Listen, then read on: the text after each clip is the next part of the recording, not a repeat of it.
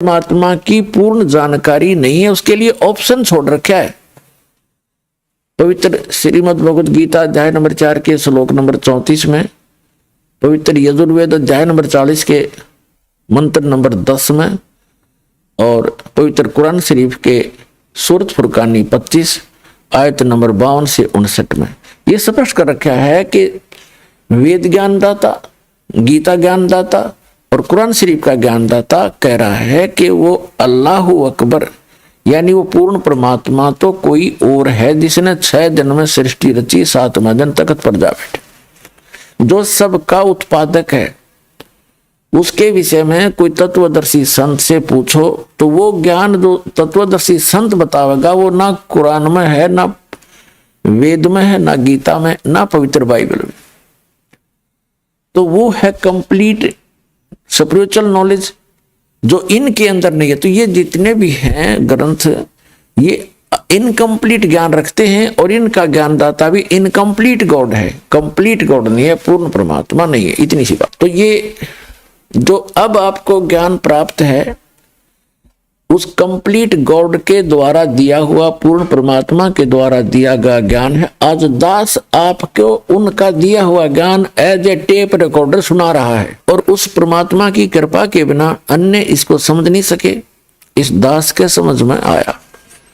तो अब क्या होगा? अब हजारों वर्षों तक ये ज्ञान चलेगा, पूरे विश्व में शांति होगी। ये माया को इकट्ठी करने की जो दौड़ लग रही है, आग लगी पड़ी है प्रत्येक प्राणी के अंदर, ये इस ज्ञान से शांत होगी।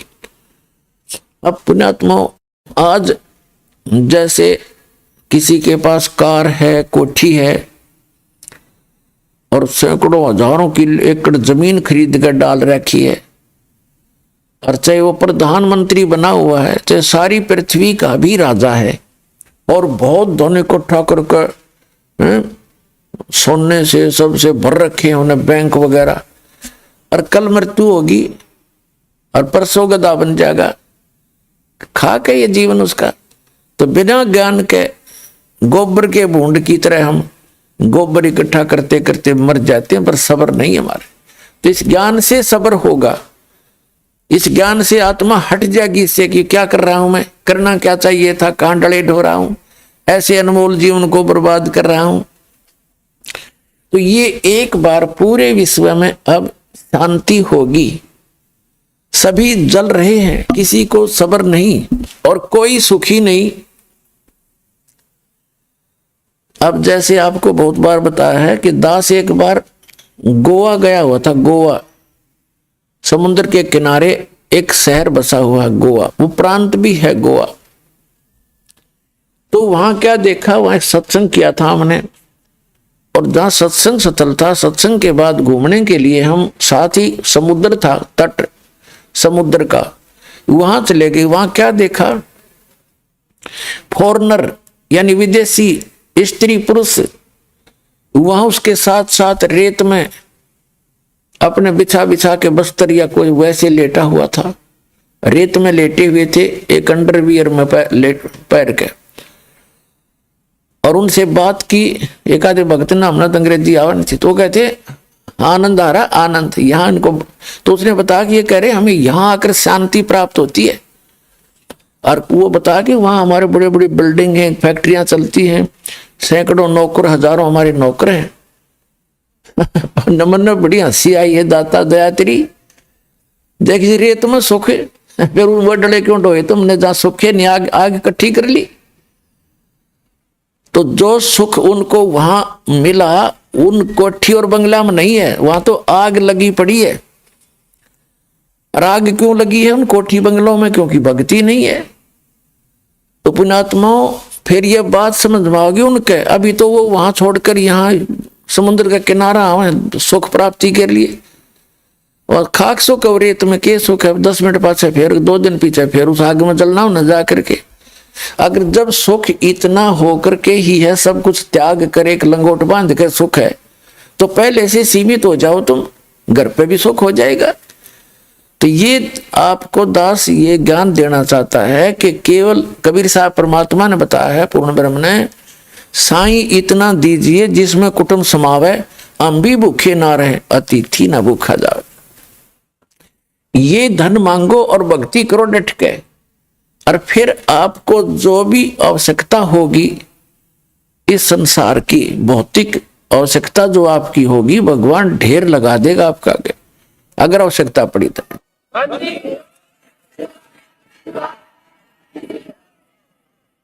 अब जो दास कंसेप्ट क्लियर करना चाहता है कि द्रौपदी का चीर बढ़ा, उसको समझाने के लिए आपको ये भूमिका बना रहा है दास।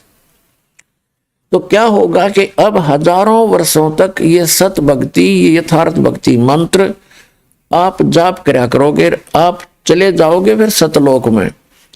जो लास्ट के व्यक्ति होंगे, क्योंकि प्रत्येक यहाँ काल की व्यवस्था है, समय आने पर उसमें बुराई घर करना शुरू कर देती है। 1000 वर्ष तक तो ये प्योर चलेगा और अरबों खरबों की संख्या में भक्त मुक्त होंगे, सब सतलोक चले जाएंगे।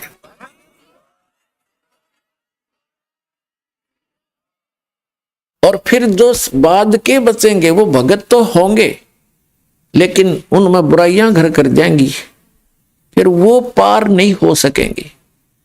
और उनके पीछे इस भक्ति से, क्योंकि ये यथार्थ भक्ति है, ये मूल मंत्र है, और ये भक्ति धन बहुत ज्यादा संग्रहित हो जाता है थोड़े ही सुमन से, तो वो भक्ति धन उनके साथ होगा। फिर ये काल उनकी कैसे दुर्गति करेगा। जैसे आपको प्रथम मंत्र दिया जाता है, उसमें श्री ब्रह्मा जी, विष्णु जी, शिव जी और दुर्गा जी, गणेश जी, इनकी मजदूरी दी जाती है। यह कोई पूजा नहीं है। पुण्यात्माओं, हम इस स्पिरिचुअल नॉलेज को बिल्कुल नहीं समझ पाए, हमारे को अध्यात्म ज्ञान कति नहीं था। हमने जैसे किसी से बैंक से लोन ले रखा है और उसका लोन हमने उतारना है, तो हम उसकी पूजा थोड़ी कर रहे हैं, सहरस देवांगे तो हम इंसान, नहीं तो फिर इंसान भी नहीं, हम करते नहीं निभा रहे अपना।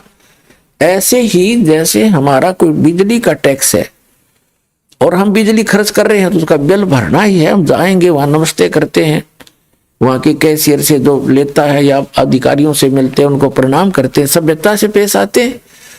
तो हम उनकी पूजा करने नहीं चाहते हैं, हम अपना ऋण देने जाते हैं, जल की टैक्स भी भरते हैं और प्रणाम भी करते हैं, क्योंकि सभ्यता यही कहती है। तो इसी प्रकार हम इन ब्रह्मा विष्णु महेश के ये जो हमारे ऊपर ऋण है, क्योंकि इनके लोक में हम रह रहे हैं, ये हमने इस मजदूरी दे देकर इनसे राहत प्राप्त करनी है। ये सिर्फ इतना काम है। और जब हम यहाँ से स्वदेश चलेंगे तो हमारे शरीर में कमल बने हुए, कमल बीन ये बैरियर हैं आत्मा के लिए सतलोक जाने में, बाधाएं हैं। तो वो बाधाएं इन मंत्रों से क्लियर पाएंगी आपकी, फिर आप पहुंचोगे त्रिकुटी पे।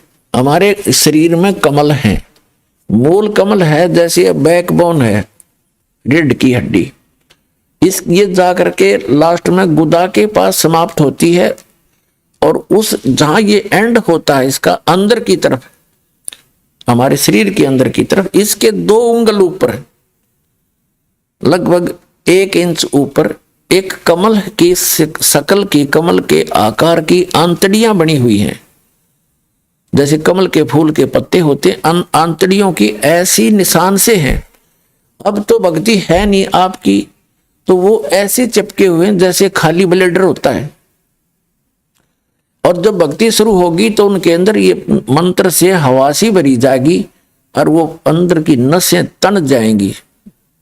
जैसे गाय भैंस का सतन पहुंचने से पहले, यानी उसमें जब दूध प्रवेश नहीं होता तब से पहले वो लटकते रहते, और जब बछड़ा और बच्चा छोड़ा जाता है, उसको चूसने की चेष्टा करता है, वो तन जाते हैं ऐसे, तो उनमें दूध आ जाता है, उसी से तनते हैं। तो ऐसे ही वो कमल के आकार की जो छोटी छोटी सी आंतड़ियां हैं, इस भक्ति के मंत्र से वो तन जाती है, और अब वो ऐसे लटक रही हैं।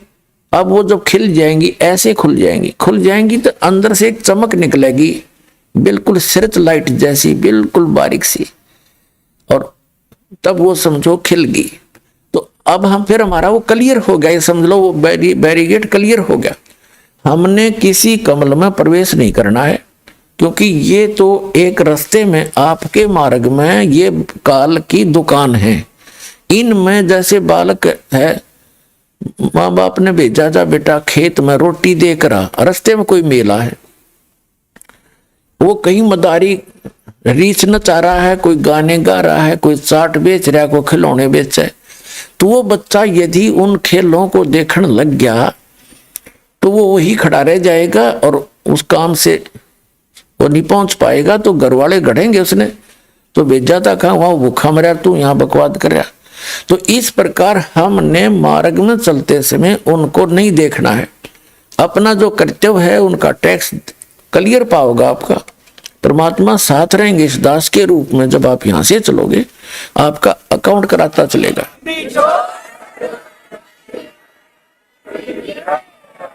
तो वहां आपको बहुत सा प्रलोभन दिया जाएगा कि आपका तो बहुत पैसा बच गया है, यहाँ पर आपका तो बहुत कमाई शेष है, देखो यहाँ पर ठाठ करो, ये करो, ऐसा। तो आपने हाथ जोड़ लेने ना, इस छोड़ो इस कमाई ने।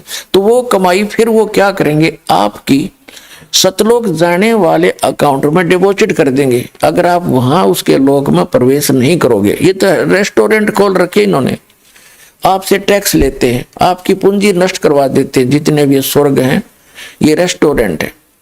तो फिर आप जाओगे, इसके ऊपर है फिर सावित्री और ब्रह्मा जी का कमल है।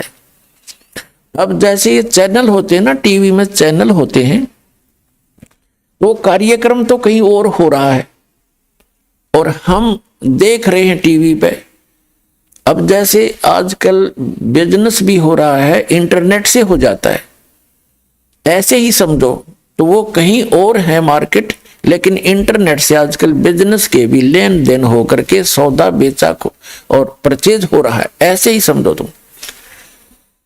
तो ये तो एक इंटरनेट का सिस्टम है हमारे शरीर के अंदर, उस गॉड का, परमात्मा का। फिर उसके बाद हम नाभि कमल में विष्णु और लक्ष्मी जी का एक कमल है, उसकी 8 पंखड़ियां हैं, सावित्री ब्रह्मा वाले की 6 पंखड़ियां हैं। फिर ये दोनों सतनों के बीच में यहां एक कमल है, रीढ़ की हड्डी के साथ चिपका हुआ। ये शंकर भगवान जी का और पार्वती जी का ये यहाँ बैरियर है, इनका कमल है, इनका भी आपको मंत्र दिया जाता है।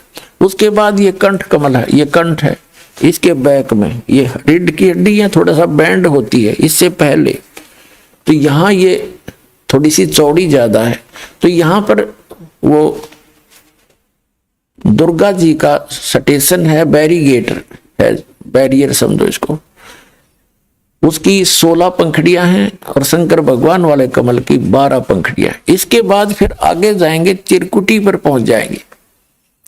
त्रिकुटी तो एक कॉमन इंटरनेशनल एयरपोर्ट समझ लो, वहां तो सभी साधक जाते हैं। वहां जाने के बाद फिर उनको 3 रास्ते हो जाते हैं, त्रिवेणी बोलते हैं उसको, 3 रास्ते। तो उस त्रिवेणी का जो सामने वाला रास्ता वो ब्रह्म रंध्र कहलाता है,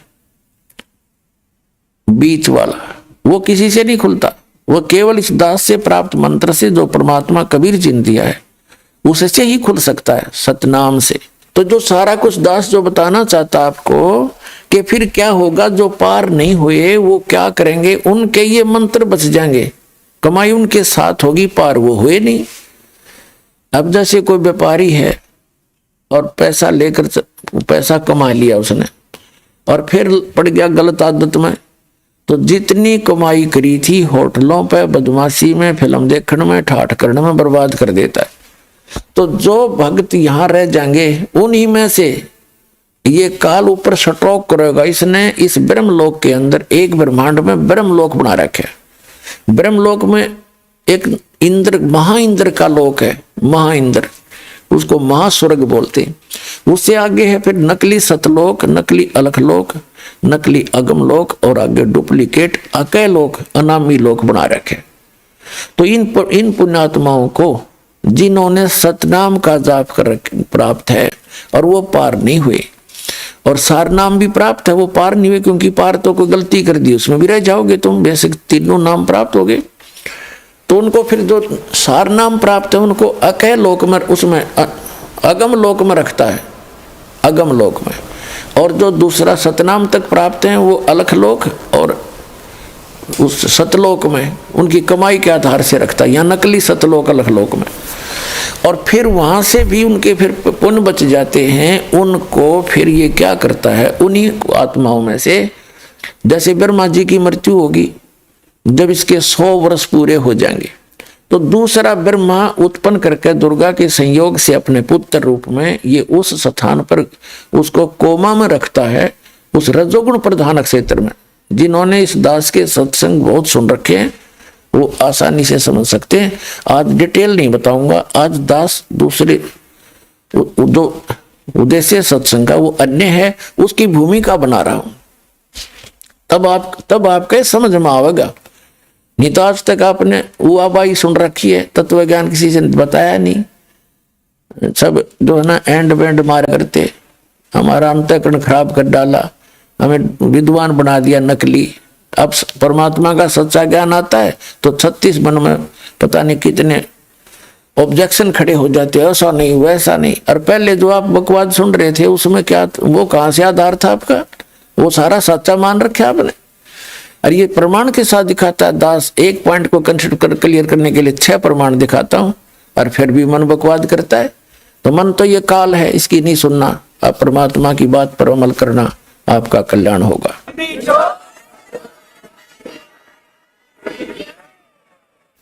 तो फिर ये क्या करता है, जैसे फिर 7 ब्रह्मा की मृत्यु के बाद एक विष्णु जी की मृत्यु होती है, तब उन्हीं पुण्यात्माओं में से जो अब भक्ति करेंगे, ये सही भक्ति कर लेते हैं, इनकी पार होते नहीं, इनके पास भक्ति धन जो का त्यों रह जाता है, उन्हीं में से फिर ये विष्णु जी बना तैयार करके रखेगा, उसको विष्णु के पद पर रख देगा। फिर 7 विष्णु की मृत्यु के बाद एक शंकर जी की मृत्यु होगी, तमोगुण शंकर की। तो तब तक ये एक और अन्य उन्हीं पुण्यात्माओं में से अपना पुत्र रूप में शंकर तैयार करके रख लेता है। और उन पुण्यात्मा जो वर्तमान में ब्रह्मा विष्णु महेश बने हैं, ये आगे 84 लाख योनियों में चले जाएंगे। उसके बाद फिर ये कहाएंगे स्वर्ग में आएंगे, ये पुण्यात्मा ब्रह्मा विष्णु महेश स्वर्ग में इनके रहे खये जो पुण्य है वहां समाप्त करेंगे। उसके बाद पृथ्वी पर आकर ये राजा बनेंगे। ऐसे थोड़ा जल्दी से खत्म होता है, इतना धन इकट्ठा हो रहा है आपका। राजा बनकर फिर ये नरी को वध करेंगे, कहीं शिकार खेल लेंगे, एक दूसरे के राज को हड़प करने के लिए लाखों लोगों को मरवा डालेंगे, मार डालेंगे, और गुटी सूटी लाओगे और नरी बकवाद करेंगे। यानी इनके पुण्य समाप्त होंगे, पाप की वृद्धि शुरू हो जाएगी, और अगले जन्म में ये गधे बना दिए जाएंगे। तो ये पूरा प्रोसेस है इस काल भगवान का। परमात्मा ने दास को अकल दी, बुद्धि दी, और अब आपको चाहता हूं कि मास्टर बना दूं, आप मार ना खाओ, किसी की बहकाही में नहीं आओगे, ऐसा तैयार कर दूंगा यदि विश्वास रखोगे तो। तो फिर क्या होता है, उन्हीं पुण्यात्माओं में से कोई जैसे द्रौपदी बनती है, कोई किसी सत्र पर आती है, कोई कुंती बनती है, अच्छी आत्माएं होती हैं ये। तो ऐसे अब दास जिस स्थान पर आपको लाना चाह रहा था अब पहुंचे हैं।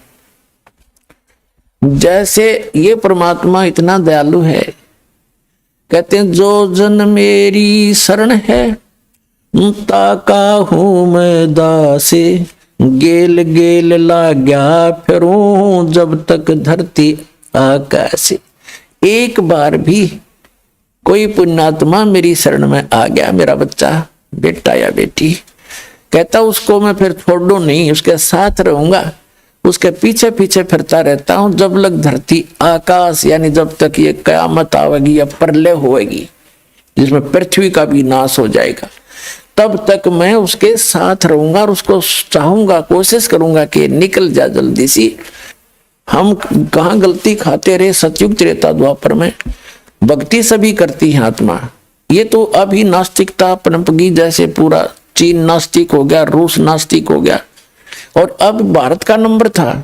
जब ये भक्ति शुरू ना होती 100 वर्ष के बाद भारत भी कंप्लीट नास्तिक हो जाता, क्योंकि इतने नकली पंथ चल पड़े, इनसे लाभ कुछ हो नहीं रहा, सभी थक चुके, ना कोई सुख हुआ, ना आध्यात्मिक लाभ, ना भौतिक लाभ होता।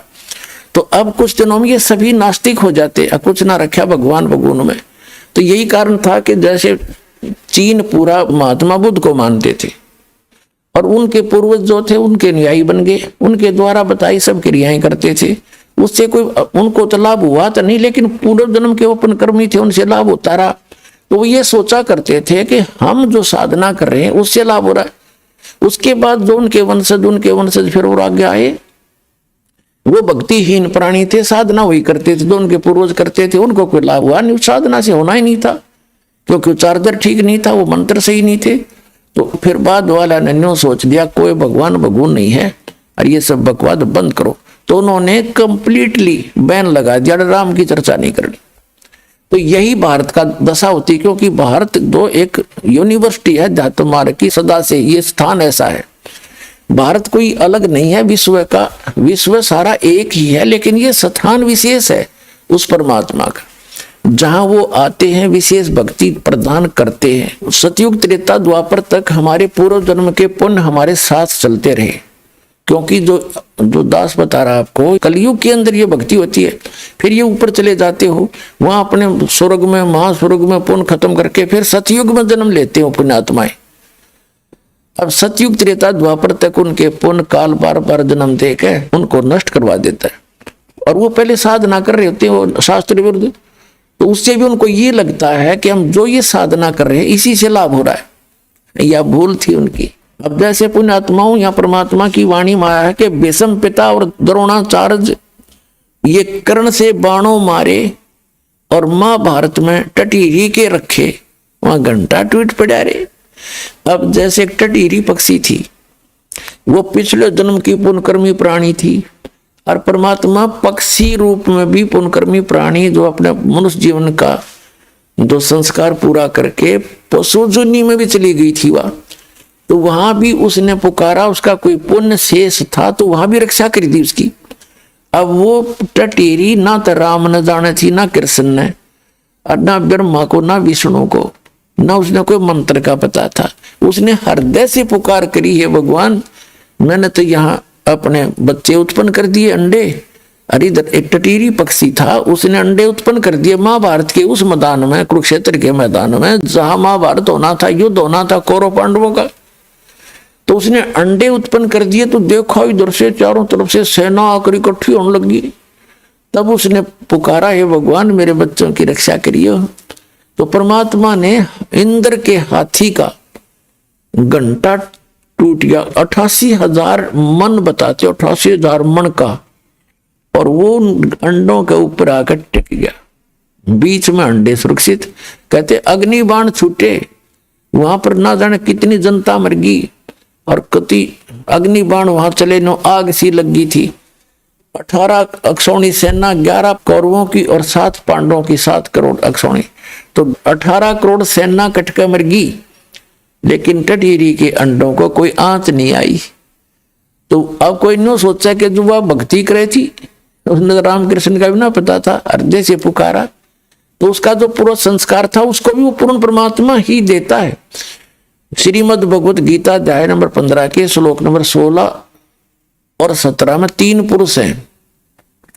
एक सरपुरुष, ये तो ब्रह्म है, ज्योत स्वरूपी निरंजन काल 21 ब्रह्मांड का स्वामी, और अक्षर पुरुष है, ये 7 संख ब्रह्मांड का मालिक है, ये भी इनकम्प्लीट गॉड है। और उत्तम पुरुष है तू अन्य, गीता जी के 15वें अध्याय के 17वें श्लोक में, उत्तम पुरुष है तू अन्य परमात्मा इति उदाहरते, ये लोग तरम अविश्य विभ्रति अवैश्वर है। उत्तम पुरुष तो इन दोनों से सरपुरुष अक्षर पुरुष से कोई और है, और वही तीनों लोकों में प्रवेश करके सबका धारण पोषण करता है, और वही वास्तव में अविनाशी है, वही परमात्मा कहने योग्य है। तो वो कौन है? वो परम अक्षर ब्रह्म है। 8वें अध्याय के प्रथम मंत्र में अर्जुन ने पूछा कि आप जी ने 7वें अध्याय के 29वें मंत्र में श्लोक में गीता जी में जो तत्ब्रह्म की बताया है, वो तत्ब्रह्म को जानकर सारे अध्यात्म से परिचित व्यक्ति और सभी कर्मों से परिचित व्यक्ति केवल जरा और मरण से, बुढ़ापे के दुख से और मृत्यु के इस कहर से बचने के लिए, छूटने के लिए प्रयत्न करते हैं। जो उस तत्ब्रह्म को जान चुके होते हैं वही यहाँ की कोई वस्तु की डिमांड नहीं करते। तो अर्जुन ने पूछा 8वें अध्याय के प्रथम मंत्र में, फिर किम तत्ब्रह्म, वो तत्ब्रह्म कौन है, क्या है? 8वें अध्याय के 3रे श्लोक में गीता ज्ञानदाता ने कहा कि वो परम अक्षर ब्रह्म है। तो वो परम अक्षर ब्रह्म है, गीता जी के अध्याय नंबर 15 के श्लोक 17 में कहा उत्तम पुरुषत्व है, यो परम अक्षर ब्रह्म है और यही तीनों लोकों में प्रवेश करके सबका धारण पोषण करता है।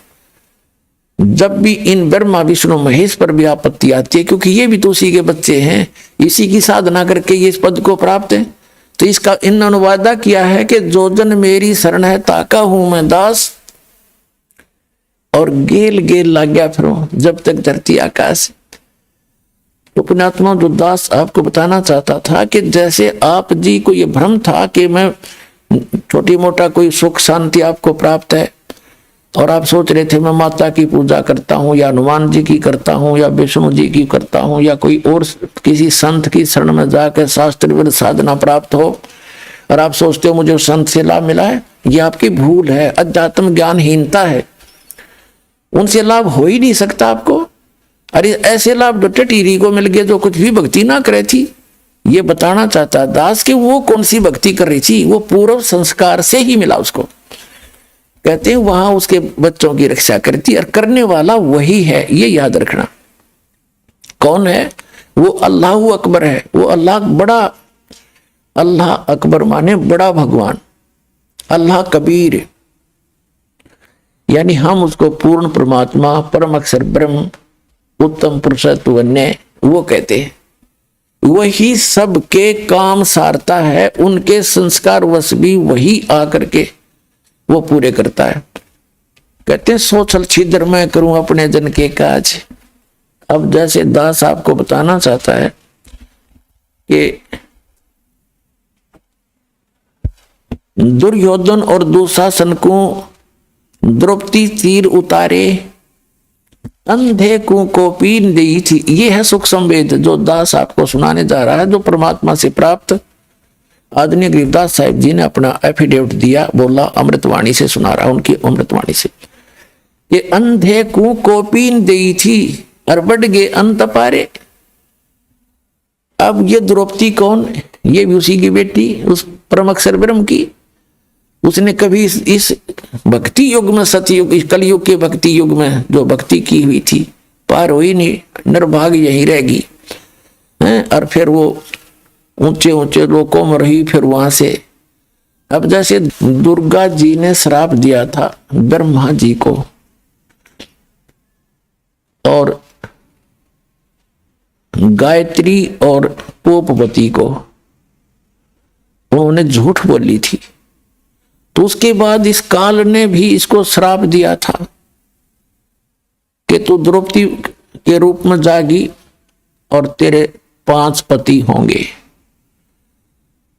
जैसे ब्रह्मा जी को तो श्राप दे दिया था दुर्गा ने, तेरी पूजा जग में नहीं होगी, और तेरे जितने भी अनुयायी होंगे उनको अध्यात्म ज्ञान तो होगा नहीं, लोग उनको ब्राह्मण पंडित समझा करेंगे, और वो लोग दुनिया को ठग ठग खाएंगे, अपना कर्म बिगाड़ेंगे, और तेरे जैसे झूठे होंगे। ब्रह्मा जी ने एक झूठ बोल दी थी कि मुझे भगवान मिल गया। उसकी गवाही दे दी थी गायत्री और पोपवती, 2 लड़कियों ने। तो गायत्री को श्राप दिया था कि तू गाय के रूप में जन्म लेगी और तेरे कई सांडपति होंगे, कई बैलपति होंगे। पोपवती को दिया था श्राप के तू एक गंदी स्थान पर उत्पन्न होने वाली जड़ी बूटी बनेगी। तो फिर उसने श्राप दिया ब्रह्म ने, काल ने, कि तूने इनको श्राप दिया है तो अब मैं तुझे श्राप दूंगा। तू कौन होती है मेरे इस विधान में भंग डालने वाली? तो दुर्गा जी को श्राप दिया था कि तू द्रौपदी रूप में जाएगी और तेरे 5 पति होंगे। तो ये पूर्व निर्धारित, यानी पावेगा अपना किया रे, भोगेगा अपना किया रे, तो तब तक ये अपना कर्म ही पूर्व जन्म का भोग रहे होते हैं। अब पुण्यात्मा परमात्मा जो है, जैसे द्रौपदी जो है दुर्गा के लोक से आई हुई उसकी निज आत्मा है। जैसे किसी की बेटी दुखी होती है, विवाह कर दिया पुत्री का, और आगे पति निकम्मा मिल गया, शराब पी और कुटे उसने, घर में बाहर खड़ी कर दे, तो माता पिता उसको सुनकर स्वयं उससे भी ज्यादा दुखी होते हैं। तो द्रौपदी के साथ जो कष्ट आ रहे थे, तो दुर्गा जी उतनी ही पीड़ित हो रही थी, उसको ये सजा ऐसे मिली थी। लेकिन जो आत्मा दुर्गा के लोक से द्रौपदी रूप में ऊपर हुई थी, हम सभी हैं तो उस पूर्ण परमात्मा के ही बच्चे, तो उसको मालूम था कि इसके जीवन में उस परमात्मा को पता है कि ये कष्ट आएंगे, और वो उनकी एक विशेष आत्माएं होती है पुण्यात्माओं। जैसे एक सम्मन नाम का मनियार था, उस समय परमात्मा आए हुए थे काशी में, एक सतगुरु का रोल कर रहे थे। अपने सतगुरु की इज्जत बचाने के लिए उसने अपने बच्चे की गर्दन भी काट दी थी। तो परमात्मा ने फिर उसको जीवित कर दिया उसके सामने, लेकिन उसका भाव देखा उसने, नूना था, छोरा मरो चाहे जीवो लड़का, वो तो उद्देश्य नहीं था अपने गुरुदेव की मेहमानी में कोई फर्क ना आ जा। तो वो सारी जाने कहते नुकते ऊपर रीत जाएगा रे, करोड़ कर्म जल जा तुम्हारे। तो वो विशेष आत्माओं में होती है भगवान के दरबार में। ठीक है, जो जैसा कर रहे हो भक्ति वो तो लाभ देगा ही देगा, लेकिन वो विशेष आत्मा में होती है जो पार ना हो पाती फिर भी। तो उनमें से एक द्रौपदी थी, ऐसी आत्माओं में से जो परमात्मा के नाम पर कभी उसने सैक्रिफाइस किया था। तो ऐसी आत्माओं को विशेष आत्माओं में गिना जाता है। तो उनको मालूम था मालिक को कि इसके ऊपर ऐसा पहाड़ टूटेगा, इसको नगन करेंगे, ऐसा ऐसा इसके प्रावधान है। उससे पहले ही उससे ऐसा पुण्य करवा दिया। एक अंधा महात्मा था, और वो क्योंकि परमात्मा आते हैं और सत भक्ति वही बताते हैं, कभी भी आ जाते हैं वो और किसी रूप में, जैसे साधु संत के रूप में, और ऐसी विशेष आत्माओं को वो ज्ञान देते हैं, उनको भक्ति बता देते हैं, वो साधना करने लग जाते हैं। जैसे कहीं पर भी प्रकट हो जाते हैं साधु रूप बना के, बहुत से प्रमाण हैं उन महापुरुषों को मिले, गरीबदास जी को मिले साधु रूप में आके भक्ति बता गए, और नानक साहब जी को मिले, गुरु नानक को मिले एक संत रूप में आकर के और सत भक्ति बताकर चले गए। ऐसे ही वो परमात्मा आए और उनको उस अंधे महात्मा को, उस अंधे भगत को साधना बता दी, वो अपना भक्ति करने लग गया। अब पुण्यात्मा जैसे एक सुदर्शन नाम के सुपच थे, सुपच माने शेड्यूल कास्ट में, वाल्मीकि के घर जन्म था उनका, और वो परमात्मा जैसे द्वापर युग में स्वयं भी आए हुए थे करुणामय नाम से। तो सुदर्शन जी उनके शिष्य थे। अब पांडवों की यज्ञ का प्रकरण बाद में सुनाएंगे आपको, ये लंबा प्रकरण हो जाता है। तो सुदर्शन जी को निमंत्रण दिया गया था जब उन पांडवों की यज्ञ पूर्ण नहीं हुई थी। तो सुदर्शन जी ने उसको कह दिया था, भीम जो निमंत्रण देने आया था, कि भी तुम्हारी यज्ञ में मैं नहीं जा सकता, क्योंकि तुमने तक घोर पाप कर रखा, करोड़ों आदमी मार डाले, करोड़ों बहन विधवा होगी, कई करोड़ बच्चे अनाथ कर दिए, तुम तो रक्त सना राज्य कर रहे हो, तुम्हारे घर का अन्न जो खाएगा सीधा नरक जाएगा। तो परमात्मा से आकर के अपने गुरु जी रूप में आए थे भगवान कबीर जी, करुणा में नाम से द्वापर युग में सुदर्शन जी ने कहा था कि भगवान ऐसे ऐसे उस युधिष्ठिर राजा का भाई भीम आया था, और मैंने उसको ऐसे ऐसे बोल दिया, गलत तो नहीं कह दिया भगवान। परमात्मा ने कहा कबीर जी ने, करुणामय जी ने, कि बेटा बिल्कुल सही कहा, आपने बिल्कुल सही कहा, और बच गए बढ़िया रहेगा, ना तो नरक है मेरा, वहां जो रोटी खाओगा नरक में जाएगा, और वो फिर आओगे बेटा, उनका यज्ञ पूरा ना हो। तो सुदर्शन जी ने सोचा तू खिसक ले आते।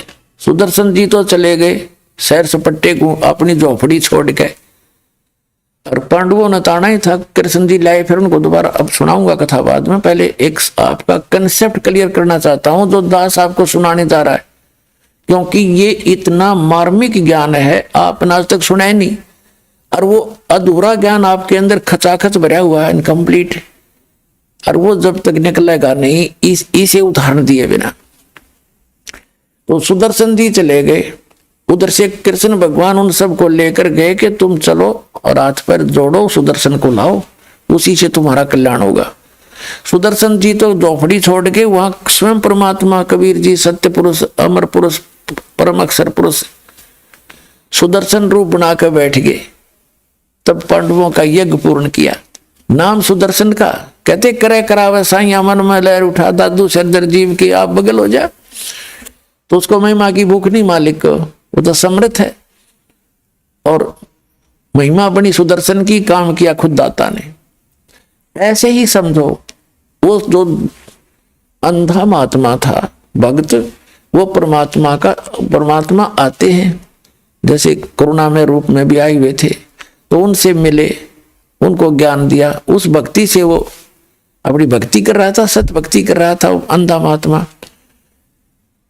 तो वो किसी कारणवश अंधा महात्मा तो कहीं और चला गया। उधर से परमात्मा को मालूम था कि द्रौपदी का विवाह होने वाला है और ये चली जाएगी, फिर यहाँ इसको मेल हो नहीं पाएगा, कोई आगे समस्या पैदा हो जाएगी। ये राजा लोग इसे खतरनाक होते हैं और फिर शायद व्यवस्था ना बने इस बेटी को कोई भक्ति भाव की।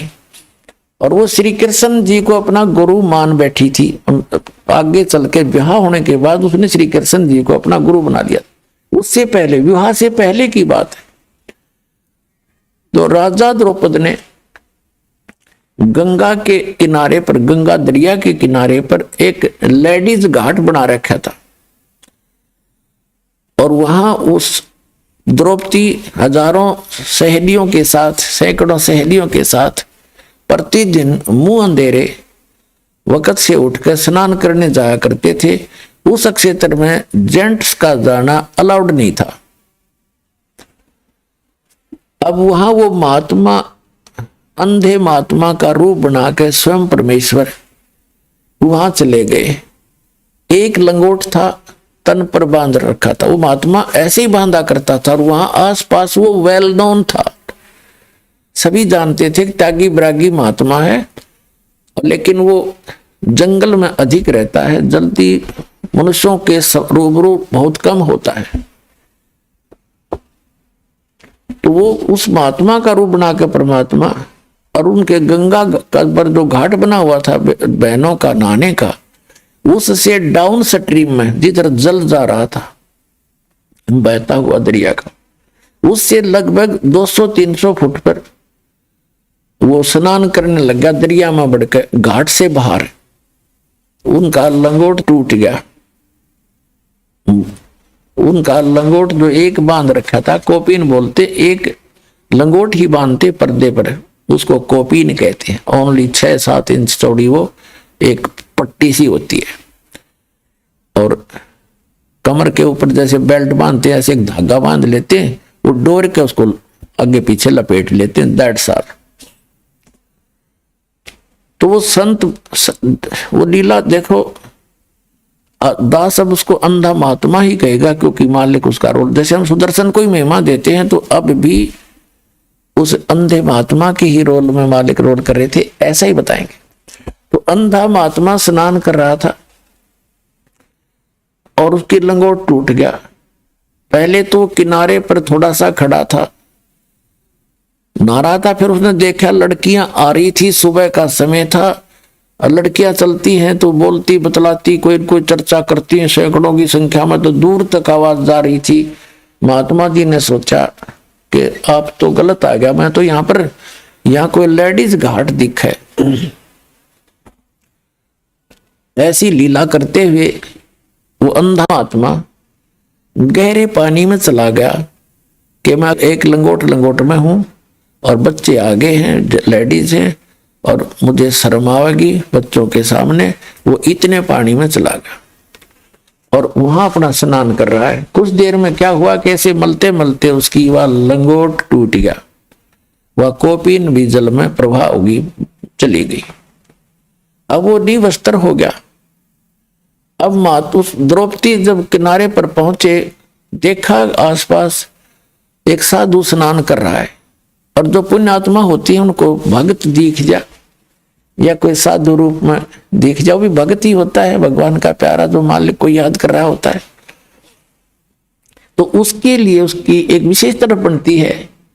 तो द्रौपदी ने सोचा महात्मा है और भगवान की चर्चा करेंगे इससे, जब ये स्नान करके बाहर आ जाएगा तब तक हम भी स्नान कर लेती हैं।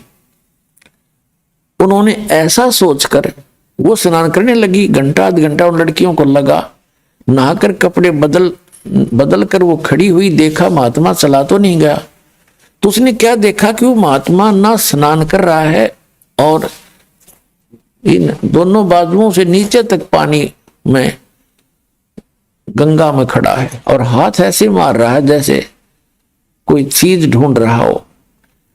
तो द्रौपदी को गॉड गिवन कुछ कॉमन सेंस अच्छी थी, वह समझ गई कि महात्मा का बाहर तो कोई वस्त्र दिखाई देता नहीं और हो ना हो इनका कौपीन बह गई हो। फिर कुछ दिव्य दृष्टि थी द्रौपदी के पास, उसने देखा कि सचमुच महात्मा तो नंगे हैं और ये बाहर आएंगे भी नहीं। और चलो हम ना बात करेंगे तो सारा दिन इसमें रहेगा, रात्रि में निकलेगा, यो इतना इज्जत वाला व्यक्ति है। तो लड़की ने सोचा महात्मा दुखी होगा, तो उसी समय उसने अपनी साड़ी से, एक राजा की लड़की, विचार करना पुण्यात्माओं कितनी कीमती साड़ी पहन रही होगी। हम अपने बच्चों को, चाहे मजदूर हैं, हम अपने बच्चों को अच्छे अच्छे कपड़े पहनाते, अपनी औकात से भी अच्छे। तो राजा की लड़की की कितनी कीमती साड़ी होगी और उसके साथ कितनी नौकरानियां भी थी। अपना परमात्मा कहते हैं लोभ करे तो ऐसा करे। बैराग नाम है त्याग का 5-25वां। जैसे अब हम लोभ करते हैं, लालच करते हैं, बेईमाना करते हैं, माया जोड़न का दूसरों को धोखा देके, और फिर लोभ करे, बेईमाना करे कि मैं सेवा करूं, मैं दान घड़ा करूं, दूसरे से भी ज्यादा सेवा करूं, वो बेईमाना करे। जैसे द्रौपदी ये भी कह सकती थी अपनी बांदी को, नौकरानियों को, कि इनको कपड़ा डाल दे, वो साड़ी की साड़ी डाल देती। उसको मालूम था नौकरानियों को, एक साड़ी रानी के कहने से, राजा की लड़की के कहने से दूंगी तो मुझे 10 देगी जाते ही। लेकिन उसने वो भी चांस उनको नहीं दिया। द्रौपदी ने स्वयं अपनी साड़ी का एक बिल्हात, एक गट बोले हैं ना पंजाबी में, हिंदी में बिल्हाट देसी भाषा, यानी 9 इंच के लगभग साड़ी पाड़ी अपनी और उस पानी में बहा दी। एक महात्मा का हाथ लग जाएगी, हाथ ऐसे मार ही रहे थे वो पानी में, तो क्या देखा वो नहीं लगी, हाथ साइड से निकल गई। उसने फिर दूसरी टुकड़ा पाड़ा, फिर छोड़ दी, वो भी साइड से निकल गई। तीसरा 7-8, यानी ये देखो दो टुकड़ों में कितनी 1.5 फुट साड़ी गई लगभग, और 7-8 ऐसे फाड़ फाड़ के पानी में बहा दी। तो थोड़ी ही टुकड़ा बचा एक साड़ी में थे। तब उसने सोचा कि ये तो बात नहीं बनेगी, एक लंबी लकड़ी लाई उठा कर जंगल से लंबी, और उसके कौपीन लपेट दी, कौपीन आकार की साड़ी का कपड़ा लपेट के, और धीरे धीरे जाकर जहां महात्मा हाथ मार रहा था उसके निकट कर दी। तो उस महात्मा के हाथ लगी, हाथ लगते ही उसने देखा, भगवान का शुक्र मनाया, ये भगवान बड़ी दया करी आपने, दाता आप तो इसमें दरिया में भी मेरी इच्छा पूरी कर दी। फिर उसने सोचा था कोई वैसे स्वाभाविक कपड़ा आ गया होगा, चीथड़ा पाटा हुआ कोई कतर सी। फिर उसने देखा कि नहीं, ये तो बहुत कीमती साड़ी है और साड़ी का टुकड़ा प्रॉपर वैसे किसी ने भेजा है, तो कोई बहन बेटी ने, इन्हीं में से किसी ने दया करी। तब आशीर्वाद दिया उसने कि हे बेटी, आज तने मेरी इज्जत राखी, मेरा पर्दा राख्या, भगवान तेरी इज्जत राखे और तने गणाए देवे। कहते साधु बोले सहज सुबह और जो चावे सो कर दे। अब जब तो उस लड़की का को नहीं ध्यान रहा कि एक टुकड़ा साड़ी का दिया था, उसको तो अनगिन साड़ियां पड़ी थी। लेकिन जब उसका विवाह हो गया उस लड़की का, द्रौपदी का, और पांडव जो है राज हार गए जुए में कौरवों से, और अंत में चाल खेली, क्योंकि एक दिन द्रौपदी ने, राजा युधिष्ठिर ने उसका शीशे का महल बनाया था, शीश महल, उसमें शीशे लगा रखे थे, और दुर्योधन को आमंत्रित किया। तो द्रौपदी आई थी पानी का घड़ा भर के, अपना नीचे से ऊपर महल में, बाहर से, वहीं से साथ में कुएं होते थे राजाओं के, और उधर से दुर्योधन आ रहा था। दुर्योधन की टक्कर लगी शीशे में, शीशे की दीवार थी, उसने दिखे पारदर्शक थी, उसने दिखा को ना और अच्छी तरह गिर गया डडाम देसी। द्रौपदी हंसन लगी। एक तो उसने मजाक किया था एक देवर समझ के, और कहा था कि अंधों की संतान अंधी ही होती है। और यहां परमात्मा ने निर्णय दिया है सुख संवेद में, उस कबीर भगवान ने कहते हैं साधु साधु सजन और सोना गोल्ड ये टूट जुड़े 100 बार, और दुर्जन और पाका कलश एक धक दरार। कितना अनमोल उदाहरण दिया परमात्मा ने कि जो सजन व्यक्ति होते हैं उनकी कहा सुनी भी हो जाती है, लेकिन कुछ दिनों के बाद ऐसे हो जाते हैं जैसे कभी झगड़ा हुआ ही नहीं था, कोई मलाल नहीं रखते। संत और सजन, साधु भगत और सजन यानी जेंटलमैन, और सोना गोल्ड उसने कितना तो तोड़ के और फिर दोबारा किसा ही बना दे वैसा ही बन जाता है, उसमें निशान भी नहीं रहता, उसी तरह जुड़ जाता है। और नीच आत्मा नकमी आत्माएं एक के बात में इतना दूर हो जाती हैं, इतना जुल्म तोड़ देते हैं, इसने न्यू कर दूंगा, इसको मार डालूंगा, वो दुमस्तार देता है। वो कहते दुष्ट इंसान होते। और पक्का घड़ा एक के धक्के में दरार हो जाती है, दोबारा नहीं मिल सकता, तो 100 ट्राई कर लो। उसको मिलाओगे तो और तरह का हो जाएगा, उसका सिमट चामट ला के थोड़ी बहुत की तो जोड़ जुगाड़ कर लेते हैं, तो वह चीज नहीं रहती इसमें, वो बकवास नारी दिखेगी। तो यहाँ कहते हैं दुर्जन संत सजन और सोना टूट जोड़े 100 बार, और दुर्जन निकमी आत्मा और पाका कलश एक का धक दरार। एक का धक्के मानो एक का बात में वो इतने दुष्ट बन जाते हैं। तो दुर्योधन उस दुर्जनों में से था।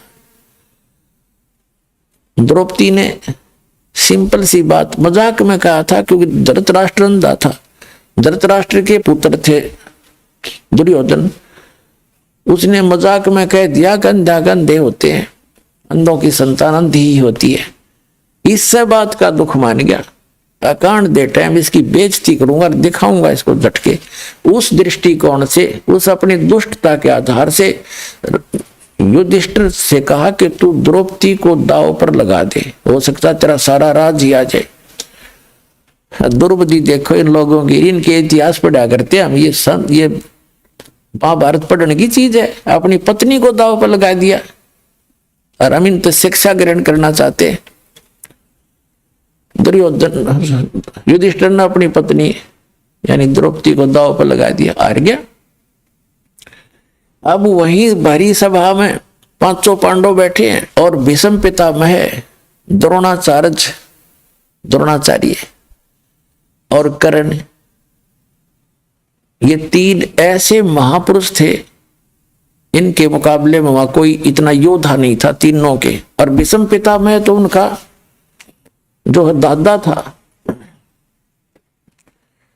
और द्रोणाचार्य उनके गुरु, और कर्ण भी योद्धा। वहां बैठे विदुर बैठा, दुर्योधन का चाचा, पांडवों का 2 चाचा था, और 500 पांडव बैठे। एक बांदी ने जाकर बताया द्रौपदी को कि द्रौपदी आज तेरी इज्जत उतारेगा दुर्योधन, तुझे नग्न करेगा भरी सभा में, और तेरे को राजा युधिष्ठिर ने जुए में हरा दिया, तो वो हार गए, तेरे को दाव में लगा दिया था।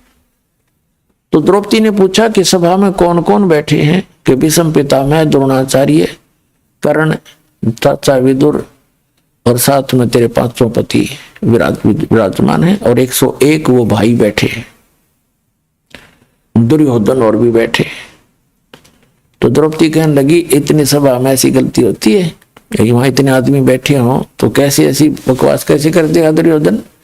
नकम्मी क्या बात करी। इतने में दुर्योधन ने भेजा दुशासन अपना भाई कि ला पकड़ के उसको, द्रौपदी को ला पकड़ के जाके उसको द्रौपदी से कहा कि चल आज दिखाएंगे तेरे को हम अंधों की संतान अंधी हैं या आंखों वाली। पकड़ के बाल और घसीट के लाया द्रौपदी को। रोती चिल्लाती रही, वहां लाके खड़ा कर दिया। दुर्योधन ने कहा, दुशासन हम तो अंधों की संतान है, अंधे हैं, हमें कुछ दिखाई देता नहीं, इसको निवस्त्र कर दे, इसकी साड़ी उतार दे। अब ज्यों ही दुशासन उसके साड़ी उतारने के लिए आगे बढ़ा तो उसने पहले तो देखा अपने 500 पतियों की ओर। उसने ये सोचा था कि ये देख लेंगे क्या, अब इनको धमका देंगे, लेकिन उन्होंने नीची गर्दन कर ली, क्योंकि वो हार चुके थे, वो भी बंध गए थे वचन से। फिर उसने देखा भीष्म पितामह द्रोणाचार्य की ओर, उन्होंने भी कोई उत्तर नहीं दिया, नीची गर्दन कर ली, क्योंकि वो भी उस गंदे अन्न को खाकर, युधिष्ठिर के अन्न को खाकर उनकी आत्मा मलिन हो गई थी। तब उस समय जब वो साड़ी उतार रहा था और परमात्मा बढ़ा रहा था, उस समय क्या हुआ कि एक था वहां भगत बीज, विदुर खड़ा हुआ। विदुर ने खड़ा होकर कहा कि रे दुर्योधन, तुम किसकी इज्जत उतार रहे हो भले व्यक्ति, तुम चाचे ताऊ और तुम्हारी बहू, दुनिया तुम्हें थूकेगी, धिक्कारेगी तुम्हें, तुम क्या कर रहे हो, कुछ तो अकल ते काम ले ए भले पुरुष। कहते हैं सूक्ष्म वेद में आदरणीय गरीबदास साहिब जी ने बताया है कि विदुर कहे ये बंधु थारा और एक के कुल एक के परिवार है। विदुर के मुख पर लगा थपेड़ा कि तू तो है पांडवों का चेहरा, तू तो है बांदी का जाया, और भीष्म कर्ण और द्रोण मुस्काया। अब देखो कितना निर्णायक ज्ञान दिया है सूक्ष्म वेद के अंदर, जो गॉड गिवन है, कंप्लीट पूर्ण परमात्मा का दिया हुआ, complete God given, complete spiritual knowledge. इसमें गरीबदास साहिब जी ने बताया है कि सूक्ष्म वेद में प्रमाण दिया है कि एक व्यक्ति था उस सभा में, उस पंचायत में, जो पंचायती होना चाहिए। पंचायती अगर कहीं पंचायत में गया है और सच की बात कहे, न्याय की बात कहे, कोई नाराज रहे चाहे राजी रहे, उसकी बात को नहीं मानता है तो पंचायत छोड़कर चला जाना चाहिए, वहां रहने में भी दोषी हो जाता है। तो विदुर ने जब न्याय की बात की, एक था वहां पंचायती, उसने खड़ा होकर कहा, अरे विदुर कहे ये बंधु तुम्हारा, तुम्हारा भाई बंध है और एक के कुल तुम्हारा एक ही परिवार है। विदुर के मुख पर लगा थपेड़ा, दुशासन ने थप्पड़ मारा अपने चाचा के, और तू तो है इन पांडवों का चमचा, तू तो इनका इनने की तरफ बोलता हमेशा ही। कहते हैं तू तो है बांदी का जाया, क्योंकि विदुर की उत्पत्ति एक बांदी से हुई थी। तो उस बात पर जब दुशासन ने ये कहा कि तू तो है बांदी का जाया, भीष्म, द्रोण और कर्ण मुस्काया। वो तीनों योद्धा भीष्म पितामह, द्रोणाचार्य और कर्ण, कहते हैं दांतरे काटे, दांतरे हंसे, जबकि उनको खड़ा होकर कहना चाहिए था, निकम्मे खबरदार जतन तेरा अपने चाचा का हाथ लगा दिया, तेरे जैसा दुष्ट नहीं, निकम्मी आत्मा, और सभा छोड़ देनी चाहिए थी। कहते वो हंसे इस बात पर, जब उन्होंने न्यों कहा तू तो बंदी से उत्पन्न है ना, तेरी तो ऐसी ही गुलामों वाली ही वृत्ति है और तो इनका चमचा है। इस बात पर वह तीनों हंसे, जबकि गुरु पद पर बैठा व्यक्ति हंस रहा इस बात पर। धिक्कार। अरे इन इतिहासों को पढ़ा करते, हमारी श्याम वर्मा कल्याण चाहते थे और समाज सुधार चाहते थे। तो कहते हैं जब द्रौपदी ने देखा, विदुर चला गया उठ के, अब द्रौपदी ने देखा ये तीनों हंस रहे इस बात पर। अपनात्माओं, जो आज दास ने कथा सुनाई थी गज और गरा की, हाथी और मगरमच्छ की, जब तक उन्होंने अपने अंगे का प्रयोग किया वह दुखी रहे, और जब उन्होंने मालिक याद किया तो फैसला हो गया उनका। तो हम जब तक अपनी बकवादों में अपना अंगा प्रयोग करेंगे, मालिक दूर रहे से, और जब हम उस मालिक को याद करेंगे, यहां संसारिक साथी तरह को आपका कोई साथ नहीं देगा। आप देख लेना, हमने तो खूब आजमा रखा है। जब हम मालिक की शरण में आते हैं तो उसी को पुकारें। जब द्रौपदी ने जब सारे उसके देख लिया कि कोई भी संसारिक सहयोग तुझे नहीं मिल रहा है, तब माल्यक याद आया। अब देखो आपत्ति में सब पुकारे हैं, सब ने पहले माँ बाप ने याद करें, फिर हे भगवान बचाइए, लेकिन उनकी पुकार नहीं सुनी जाती क्योंकि उनके पूर्व जन्म का कोई संस्कार नहीं होता। अब वो एक बिलहात 1 9 इंच का दिया हुआ कोपीन का कपड़ा सुपात्र को कुपात्र को दिया हुआ दान विफल होता है, तो सुपात्र को दिया हुआ वो नेसेसिटी थी उसकी। जैसे मेरे साधु आंड हैं और कपड़े मांगते हैं और सामने बेच कर दारू पी ले, ऐसे दुष्टों को दिया हुआ तो यूजलेस है वो। तो ऐसे स्थान पर दिया हुआ पैसा उसको टुकड़ा अब कहाँ काम आया। जैसे द्रौपदी ने वहां से पुकारा, उसकी आत्मा की पुकार गई ऊपर धर्मराज के दरबार में। ऑटोमेटिक सिस्टम है यहाँ का। अब तो आपको और आसानी तो समझ में आ जाएगा, इंटरनेट वगैरह लग गए, समझदार मालिक ने पहले याद आया न्याय करी है कि आध्यात्मिक मार्ग तो इससे और एफिशिएंट है और बहुत ज्यादा सुपीरियर है इससे। तो यहां से पुकार गई ऊपर, एकदम वहां घंटी बजती है जबरदस्त। जब जिसी पर आपत्ति आती है, धर्मराज ऑटोमेटिकली उस आत्मा का अकाउंट खुल जाता है और धर्मराज उस पर ध्यान जाता है कि इस लड़की पर ये आपत्ति आई, इस आत्मा पर, तो वो ये देखता है इसका कोई ऐसा संस्कार है जिससे मैं इसकी मदद करवा सकता हूं।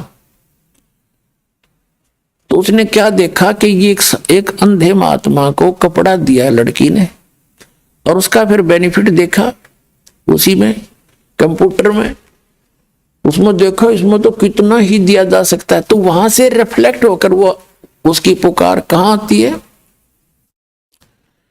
जैसे श्री कृष्ण रूप में उनके गुरुजी थे द्रौपदी के, श्री कृष्ण जी। श्री कृष्ण जी तो द्वारका में अपनी पत्नी रुक्मणी के साथ वहां शतरंज खेल रहे हैं और वहां से वो रिफ्लेक्टेड आई पुकार शक्ति।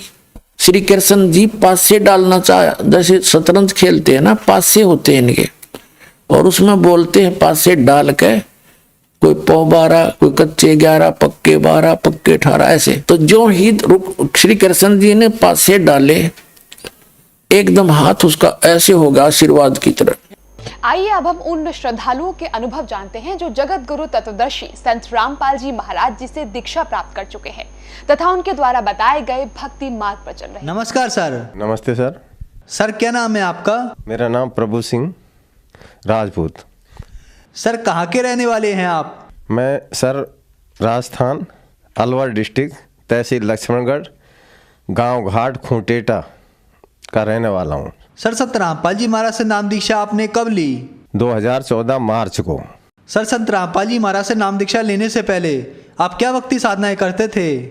जी उनसे पहले मैं, क्योंकि बचपन से पहले ये हमारे जो बुजुर्ग करते थे, भगवानों की, हनुमान जी की, विष्णु जी की, माता दुर्गा की व्रत रखने, ये सारे ही जो हमारे परंपरा हिंदू धर्म में जो चली आ रही थी वही करते थे। तो हम बचपन में क्या थे कि करते करते भी हम इतने दुखी हो गए, क्योंकि बचपन में ही माता पिता में ख़त्म हो लिए। 8 साल का था जब माँ मर गई थी और जब 18 साल का हुआ तो पिताजी भी ख़त्म हो गए हमारे। और हम सारे भगवानों को मानते थे। हमारे पिताजी भी एक संतों की सेवा करते थे गांव के अंदर, भंडारे, लंगर, बहुत पुण्य कर्मी थे हमारे पिताजी। ज़मीनें बेच बेच करके और साधु संतों के लिए बहुत सेवा की उन्होंने। और इतने दुख झेले जी हमने सेवा करते करते भी, भगवानों की भक्ति करते करते भी, कि इतने दुखी हो गए कि हम वहाँ से गांव से निकल करके फिर मैं ये दिल्ली आया और यहाँ कुछ अपना कारोबार करने लगा। तो यहाँ पर के आने के बाद मैं क्या बताऊँ, धीरे धीरे मैं एम्ब्रॉयडरी का काम करने लगा। और फिर एक धन धन सतगुरु जो डेरा सच्चा सौदा में राम रहीम सिंह जी संत थे, तो एक मेरे बगल में रहते थे भाई। वो कहने लगे कि भाई प्रभु तुझे नाम दान ले ले गुरु जी से और वहाँ से सुख शुरू हो जाएंगे। तो मैं वहाँ जा कर के मैं गया था, वो ले कर के गए थे मुझे बरनावा आश्रम, यूपी के अंदर पड़ता है सर। तो वहाँ जा कर के नाम दान लिया। उन्होंने नाम दिया मुझे सत्य पुरुष अकाल मूरत शपथ स्वरूपी राम। तो मैंने उस नाम की भक्ति करी, करता था, लेकिन वहाँ मैंने वो नाम लिया था 2005 में। और सर उसकी भक्ति करते थे और हम नाम चर्चाएं करते थे गलियों में, हर संडे की, वीरवार की, कहीं शुक्रवार की कहीं होती थी। ऐसे एरिया बांट रखे थे, भंगीदास बना रखे थे। तो मैं भजन लगाता था कि नाम ही दवाई है सब रोगों की, नाम लेने में सुख आए बेशुमार, और नाम भूलने से दुख आए बेशुमार, नाम ही दवाई है सब रोगों की। तो सर एक दिन क्या हो जाता है कि मैं बहुत बीमारी मुझे पकड़ लेती है, और बीमार धीरे धीरे धीरे मैं बीमारी की तरफ बढ़ता चला गया।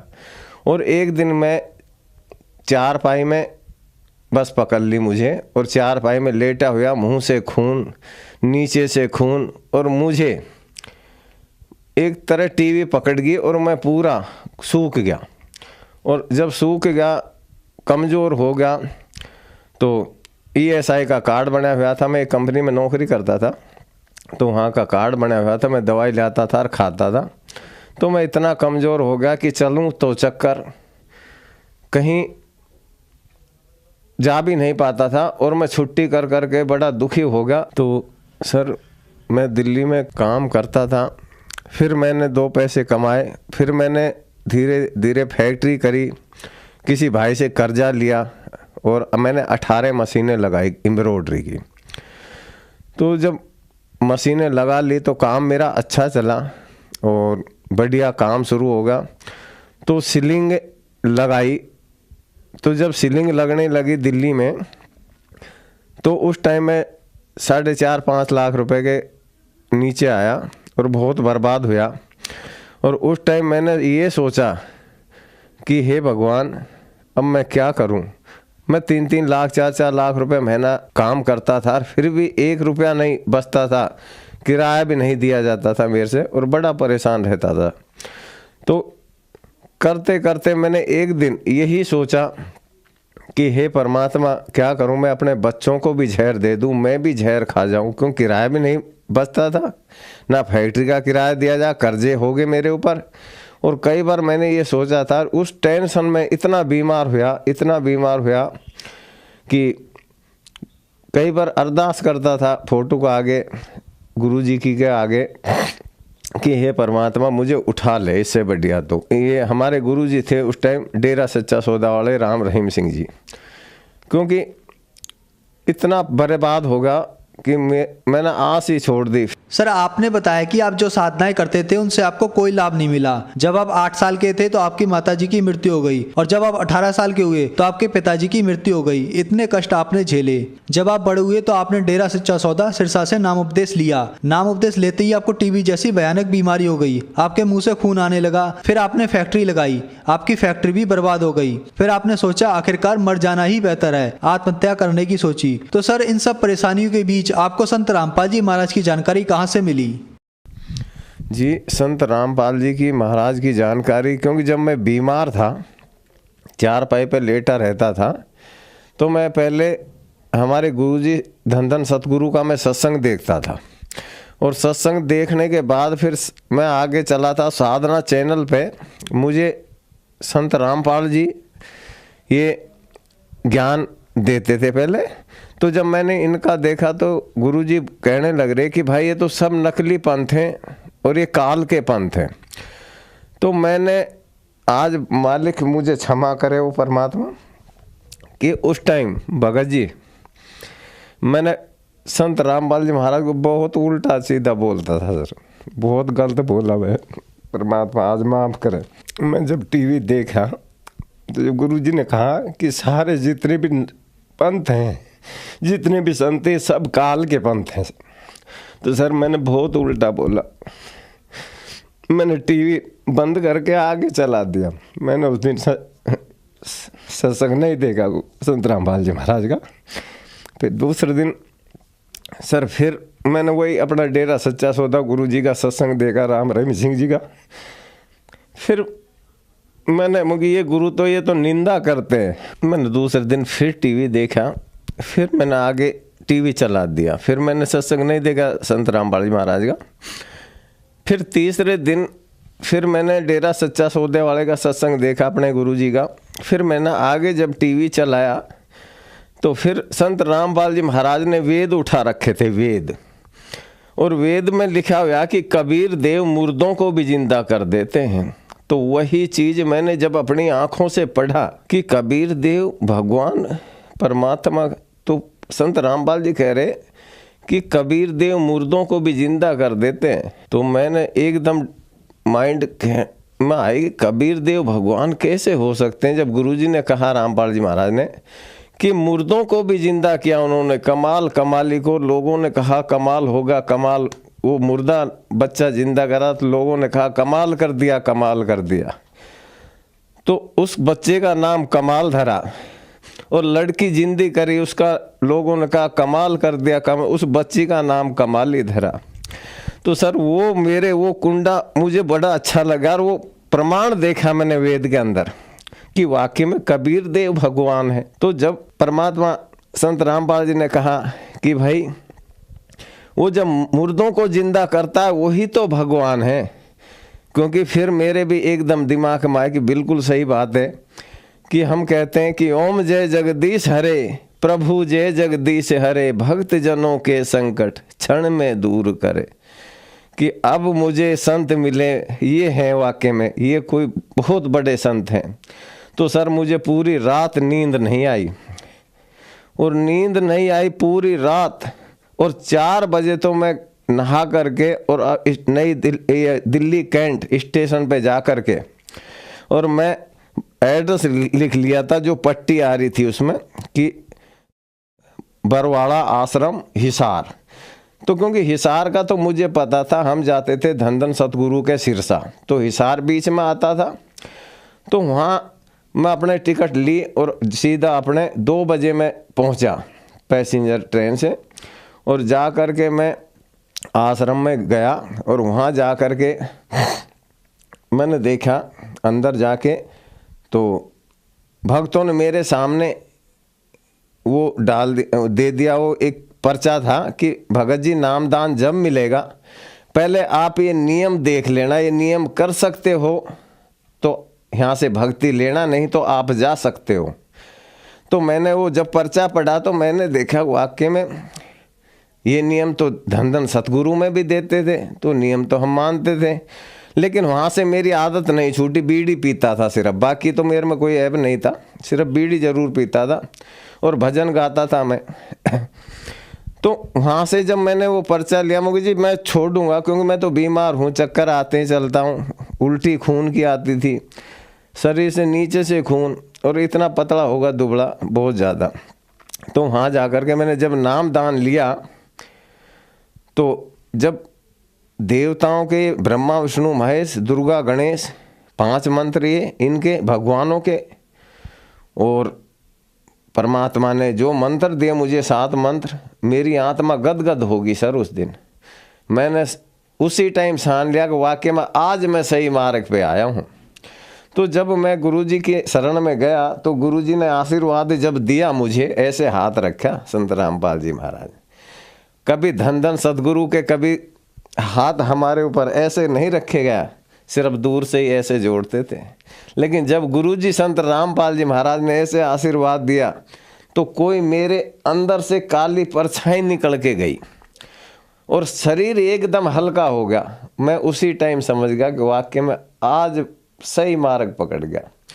तो मैं जा कर के वहाँ दंडवत प्रणाम करी गुरुजी को, और जा कर के उसी दिन बड़ी खुशी होगी मुझे। और उसी दिन में, क्योंकि वहाँ मुझे ये भी ना पता था भंडारा है लंगर, मैं तो बड़ी खुशी से भंडारा भी नहीं खाया, क्योंकि हम धन धन सतगुरु के जाते थे, वहाँ पे हम अपने पैसों से टोकनों से टोकन प्लास्टिक के खरीदते थे, उनसे हम भंडारा खाते थे।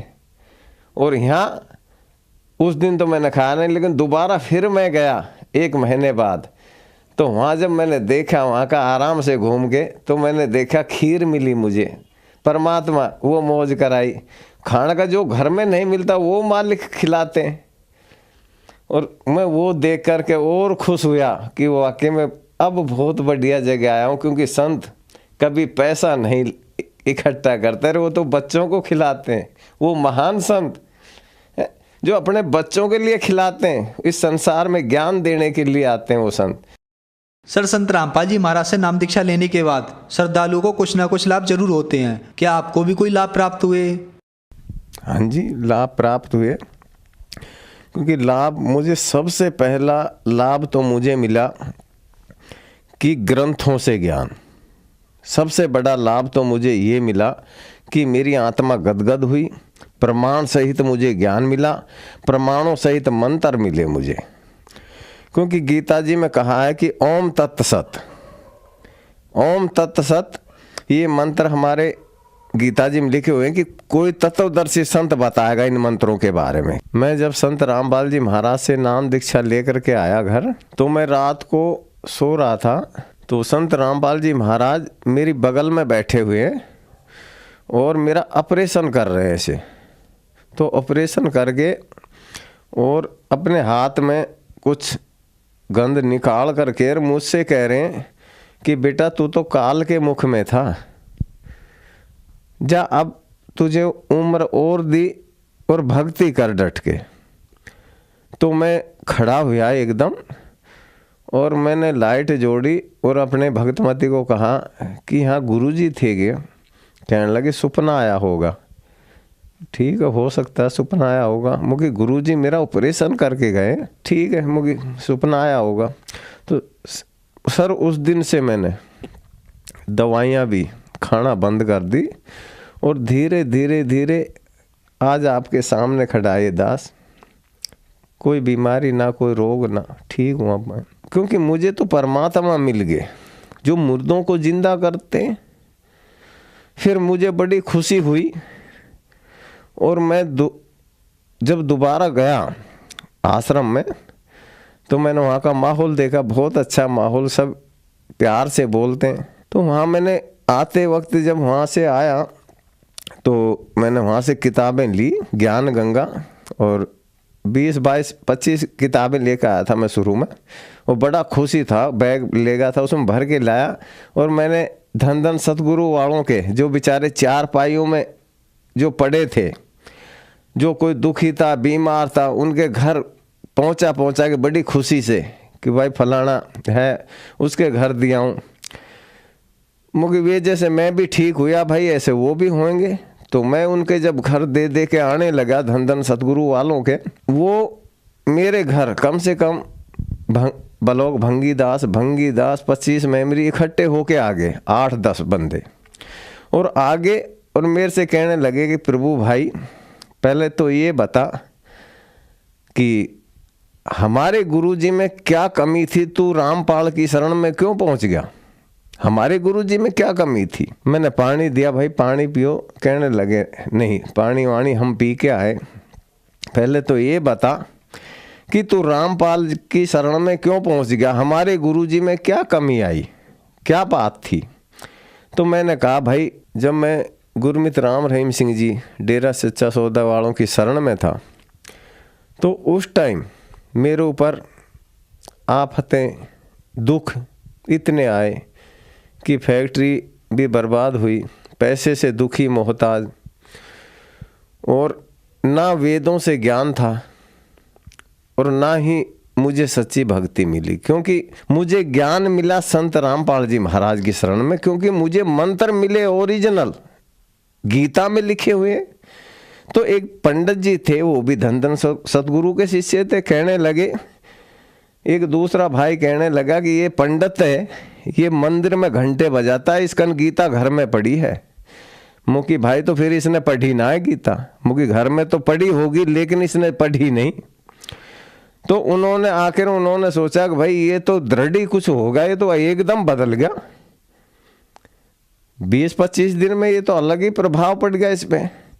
तो कहने लगे कि भाई ठीक है तू चला गया, ठीक है हम तेरे से कोई वो नहीं, लेकिन किसी के घर ये किताबें नहीं देगा धन धन सदगुरु वालों के, और किसी को संगत को तोड़ेगा नहीं, किसी के घर जा जा करके ये बातें नहीं बताएगा और किसी को तोड़ के नहीं लाएगा।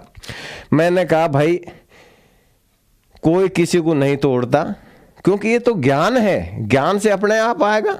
और मैं ये चाहता हूँ कि कोई भी भाई, मैं तो इसलिए किताबें देने जाता था उनके कि मैं जब दुखी था तो मैं भी ये चाहता था कि भाई दुखी आदमी को उसके घर तक उससे भी सुख हो जैसे मुझे हुए। क्योंकि मैं जब संत रामपाल जी से मंत्र दान जब लेके आया हूँ तो जब मुझे सुख हुए तो मैं जो बेचारे बीमार थे उनके घरों दे दे के आया क्योंकि भाई ये भी ठीक हों। तो मेरा तो यही फ़र्ज़ था, और मैं तो उनसे अभी भी कहता हूँ कि भाई आप देखो, मैं तो उन बीमार भाइयों को आज भी कहता हूँ कि संत रामपाल जी वो संत हैं, आज भी गारंटी से कहता हूँ कि बीमार को भी परमात्मा कहते हैं कि मेरी शरण तू आ तो जाए एक बार। अरे मैं तो तुझे 4 पाए से भी उठा दूंगा, तू आ तो सही। तो जब मुर्दों को जिंदा करते हैं तो क्या वो 4 पाए में से भी नहीं उठा सकते? वो तो भगवान बहुत दयालु हैं, वो कभी किसी का बुरा नहीं करते, वो तो मालिक। हम हिंदू धर्म में कहते आए कि अंधों को आंख दे, कोढ़ियों को काया, बांझों को पुत्र दे तो निर्धनों को माया। तो वही तो ये परमात्मा है कबीर देव, कबीर साहब, ये मालिक स्वयं आ चुके हैं। सर, जो लोग आज आपको देख रहे हैं और वो भी किसी न किसी बीमारी से ग्रस्त हैं, जैसे आप बीमारियों से ग्रस्त थे, तो क्या वो भी संत रामपाल जी महाराज से नाम दीक्षा लेने के बाद ठीक हो सकते हैं? उन लोगों के लिए आप क्या संदेश देना चाहोगे? सर मैं यही कहना चाहता हूँ कि जैसे मैं ठीक हुआ 100% वो ठीक हो सकते हैं। और पहली बात तो वो आए ज्ञान लें, सच्चे मंत्र हैं, ऐसे मंत्र इस पृथ्वी पे किसी भी संत के पास नहीं है जो संत रामपाल जी महाराज देते हैं। पूर्ण परमात्मा वेदों से मंत्र हैं और वो 100% ठीक होंगे। सर जैसे मैं हुआ, मैं तो यही चाहता हूँ सभी भाई जितने भी जो मुझे देख रहे हैं, मैं तो हाथ जोड़ के कहता हूँ कि भाई जो भी दुखी है वो संत रामपाल जी महाराज की शरण में आए। परमात्मा स्वयं लीला कर रहे हैं, संत के रूप में आए हुए हैं, और वो मालिक स्वयं कबीर साहब है। और आप आकर के देखें तो सही, ज्ञान पढ़ो, किताबें हैं ज्ञान गंगा, कई किताबें आप पढ़ो, ज्ञान गंगा, वो ज्ञान गंगा प्रमाण सही छाप रखी संत रामपाल जी महाराज ने वेदों में, उसमें लिखे हुए हैं पूरे पेज नंबर, मंत्र नंबर, आप मिला करके देखो, गीता जी में देखो, वेदों में मिलाओ, गुरु ग्रंथ साहिब में मिलाओ, कुरान शरीफ में मिलाओ, आप देखो तो सही। हाथ जोड़ के मैं तो ये कहता हूँ भाइयों, आप पढ़ो, आप सब पढ़े लिखे हो, अब हम अनपढ़ नहीं है। परमात्मा ने हर बच्चा, हर जात बिरादरी मजहब सबकी पढ़ाई, सब पढ़े लिखे, कोई किसी के बहकावे में ना आए। जैसे मैं ठीक हुआ, परमात्मा ने मुझे दोबारा जीवन दान दिया, कि सभी को मैं यही कहना चाहता हूँ कि मेरे भाइयों परमात्मा की शरण में आओ, नाम दीक्षा लो और अपना अनमोल जो जन्म है इसका कल्याण करवाएं। धन्यवाद सर। धन्यवाद।